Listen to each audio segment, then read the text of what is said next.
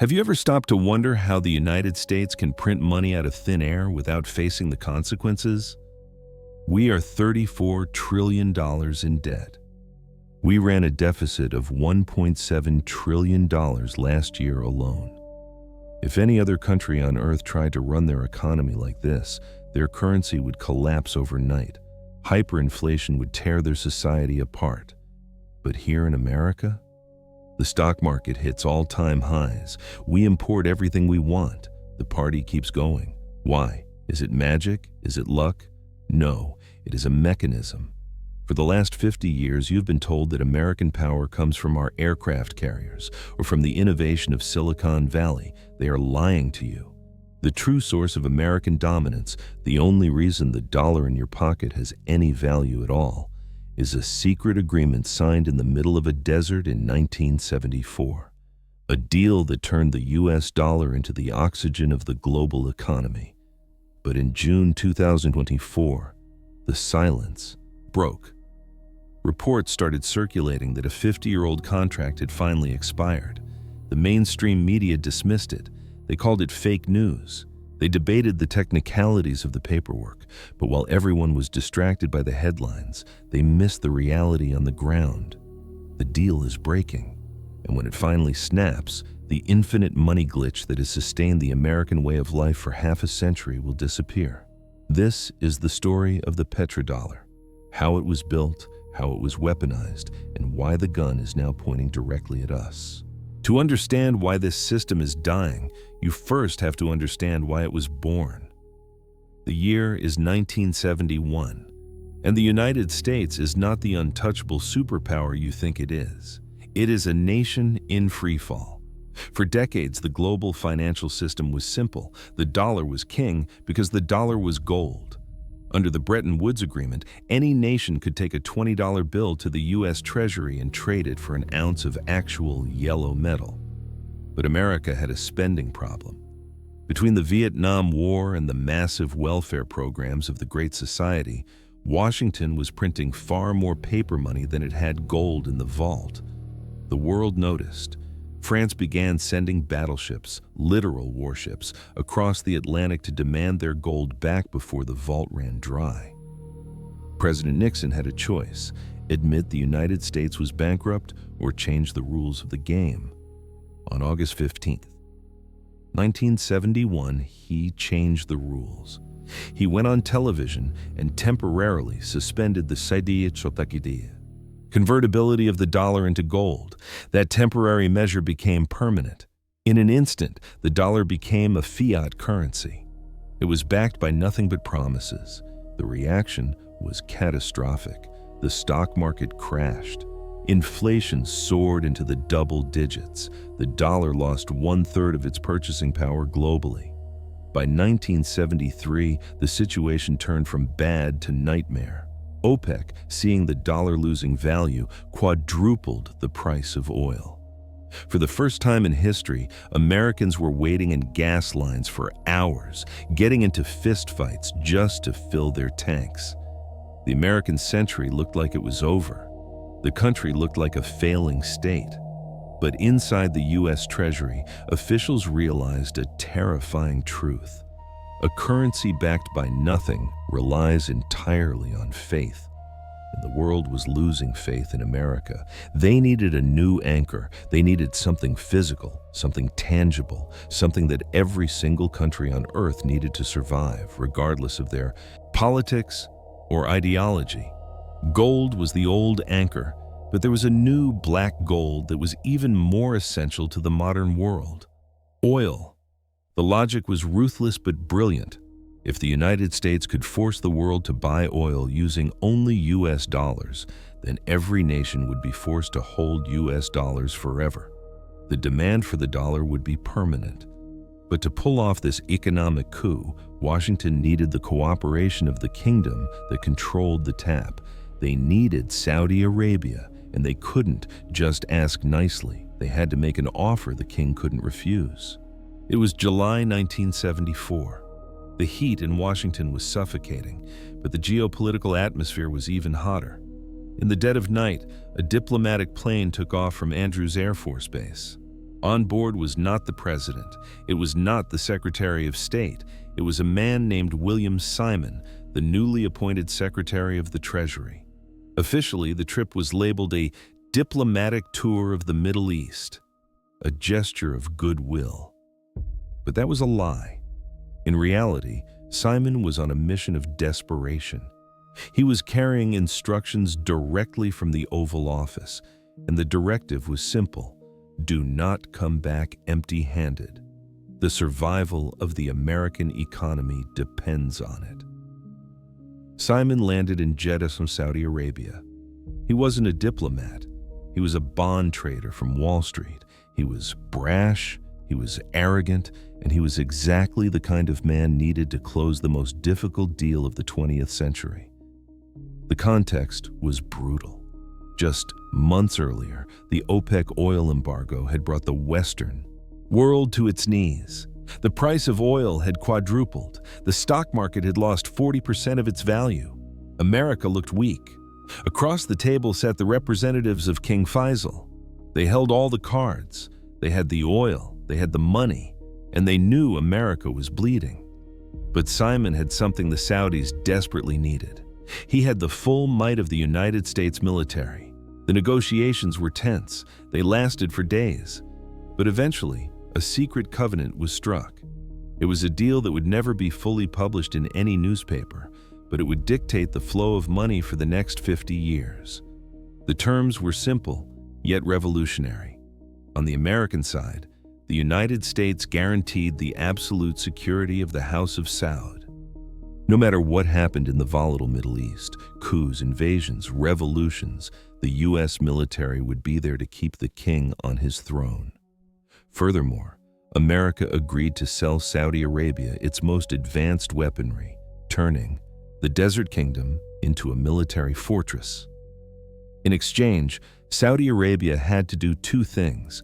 First, and most importantly, they agreed to price their oil sales exclusively in US dollars, not in gold, not in British pounds, not in Japanese yen. If a country wanted to buy Saudi oil, they had to pay with American greenbacks. Second, the recycling clause. Saudi Arabia was drowning in cash from high oil prices. Under the deal, they agreed to take those billions of surplus petrodollars and plow them right back into the United States, specifically by buying U.S. Treasury bonds. It was a masterstroke of geopolitics. America would buy oil from Saudi Arabia. Saudi Arabia would take that money and lend it back to the U.S. government to finance its spending. And in return, the U.S. military would act as the personal bodyguard for the oil fields. When William Simon flew back to Washington, he didn't just bring back a treaty. He brought back the keys to the global economy. The petrodollar system was born. The dollar was no longer backed by gold. It was backed by the most essential commodity on earth. So the ink is dry. The handshake is done. But what did this deal actually do? Why do economists call it an exorbitant privilege? To understand this, we have to look at the mechanics of the machine William Simon built. It is, quite literally, an infinite money glitch. Imagine you were Japan or Germany or France in 1980. You need oil to run your factories and heat your homes. You cannot buy that oil with your own currency. The Saudis won't take yen or marks. They only take US dollars. So what do? You have to go out into the world and earn US dollars. How do you do that? You have to send physical goods to the United States. You have to manufacture Toyotas, Sonys, Volkswagens, and Italian suits and ship them to American consumers. America pays you in dollars, and then you immediately turn around and give those dollars to Saudi Arabia for oil. Think about what that means for the United States. While other countries have to work, manufacture, and export real physical products to get energy, America simply has to print paper. We print dollars. We trade that paper for cars, electronics, clothes, and coffee from the rest of the world. And then, because the world needs those dollars to buy oil, the money stays in circulation outside our borders. This allowed the United States to run massive trade deficits for decades without going bankrupt. In a normal country, if you import more than you export, your currency collapses. But in the petrodollar system, the deficit is actually a feature, not a bug. The world needed America to run a deficit because the world needed the liquidity to buy oil. But the genius of the system goes even deeper. It allowed America to export inflation. Usually, when a government prints trillions of dollars, the result is hyperinflation at home. Prices skyrocket because there's too much money chasing too few goods. But under the petrodollar system, all those extra dollars didn't stay in Kansas or Ohio. They went to Riyadh, to Tokyo, to Beijing, to London. They sat in the central bank reserves of other nations because those nations needed a savings account to pay their energy bills. America could print money to fund wars, to fund tax cuts, to fund social programs, and the inflationary cost was absorbed by the rest of the planet. It was the greatest economic magic trick in history. It allowed Americans to live a standard of living far beyond what they actually produced. It allowed the U.S. government to accrue $34 trillion in debt without interest rates spiraling out of control. For 50 years, this was the status quo.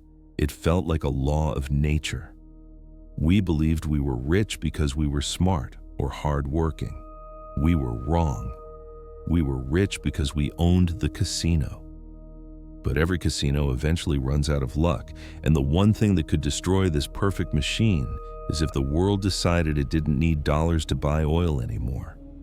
And that is exactly what has started to happen. But power is a dangerous drug, and having the ability to print the world's reserve currency was a power that Washington could not resist abusing. For the first few decades, the petrodollar system was viewed as a public utility. It was the plumbing of the global economy. It was neutral. Whether you were a democracy, a dictatorship, or a communist regime, you could use the dollar to trade. But in the early 2000s, something changed. The United States stopped viewing the dollar as a tool of trade and started viewing it as a weapon of war. We realized that because every major transaction cleared through New York, we had the ability to turn off the lights for any country we didn't like. We started with smaller nations. We sanctioned Iran. We strangled Venezuela. We cut North Korea out of the banking system. We told the world, if you cross us politically, we will bankrupt you financially. It worked. It was effective, but it was arrogant. We assumed that these countries had no choice. We assumed they would just take the beating because there was no alternative to the dollar. But the fatal mistake, the point of no return, happened in February 2022. When Russia invaded Ukraine, the United States and its allies did something that had never been done before. We froze $300 billion of Russia's central bank reserves. Think about what that message sent to the rest of the world. It told Beijing, Riyadh, New Delhi, and Brazil that their money was not safe. It told them that if they ever disagreed with American foreign policy, their savings could be confiscated overnight. By weaponizing the reserve currency, America broke the cardinal rule of banking: you never steal the depositor's money. In that moment, trust evaporated. The United States forced its enemies, and even its friends, to find an alternative. We gave them no choice but to build a shield against the dollar, and now that shield is being deployed. The collapse of a 50-year empire doesn't happen with a bang. It happens with a series of quiet handshakes. In recent years, the relationship between Washington and Riyadh has turned from a marriage into a Cold War. The Saudi leadership looks at the United States and sees a nation that is politically unstable, culturally divided, and drowning in debt. They also see a new reality. America isn't their biggest customer anymore. China is. The logic of 1974 has flipped. Why should Saudi Arabia sell its oil to China in US dollars, only for China to have to convert those dollars back to buy oil? It makes no sense. So, the inevitable is happening. Saudi Arabia has entered talks to join BRICS. They have begun accepting the Chinese yuan for oil settlements. In June 2024, rumors flooded the internet that the original 50-year petrodollar agreement had officially expired. While fact-checkers rushed to say there was no specific expiration clause, they missed the forest for the trees. It doesn't matter if a piece of paper expired. What matters is that the compliance has expired. The Saudis are actively participating in Project mBridge, a digital currency platform developed by the Bank for International Settlements. This is a system designed specifically to bypass American banks. It allows countries to trade directly with each other using their own digital currencies without ever touching a US dollar. This is not a conspiracy theory. This is the new architecture of global trade. The world is moving from a unipolar system where the dollar is king to a multipolar system where the dollar is just one of many options. And when the dollar is just one of many options, it loses the exorbitant privilege that kept our economy afloat. The infinite money glitch is being patched. So what happens when the music stops? When the world no longer needs dollars to buy oil, they will stop hoarding dollars. And that brings us to the most terrifying economic concept of all, the great repatriation. Right now, trillions of US dollars are floating overseas, sitting in foreign bank accounts, greasing the gears of global trade. They are out of sight, out of mind. But as the petrodollar dies, those dollars will have nowhere to go but home. Imagine a tsunami of currency flooding back into the American domestic economy. Trillions of dollars chasing the same amount of goods, services, and real estate. The result is not just inflation. It is a destruction of purchasing power that will make the 1970s look like a picnic. Imports will become unaffordable. Your standard of living will plummet. The era of cheap consumption funded by debt will end. This isn't fear-mongering. This is history repeating itself. Every reserve currency eventually dies. The British pound died, the Dutch guilder died, the Roman denarius died. The system is changing right beneath your feet. Most people are too distracted to notice.